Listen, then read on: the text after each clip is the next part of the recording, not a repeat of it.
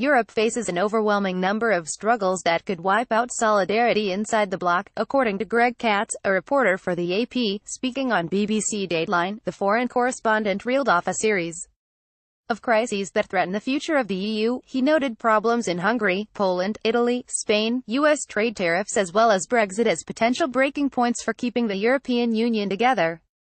Katz had been discussing the political uncertainties in Spain and Italy, the third and fourth largest economies in the Eurozone.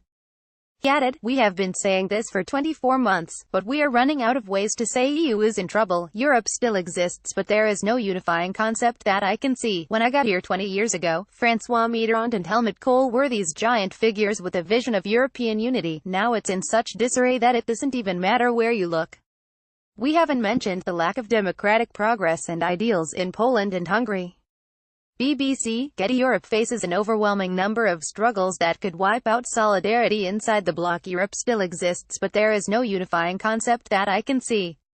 Greg Katz. The whole thing seems to be unravelling. Concerns surrounding the future of the European Union first escalated when Britain voted to leave the bloc, a process that is still ongoing nearly 2 years on. However, since then a rise in Eurosceptic leadership has defied the European Union's rule. On Friday, Italy's President Sergio Mattarella swore in an anti-establishment government that looks set to take on the EU over the single currency and budget rules. Getty. Italy's President Sergio Mattarella swore in an anti-establishment government set to confront EU. Mariano Rajoy was ousted as Spanish Prime Minister this week, with the country considered to be the next site of political instability following Greece and Italy, given the country's high state debt.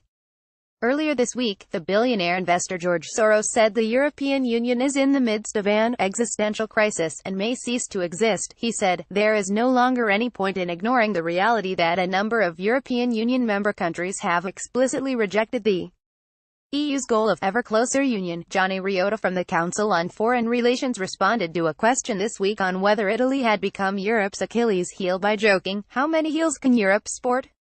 Greece, the United Kingdom, Poland, Hungary, too many, I'd say."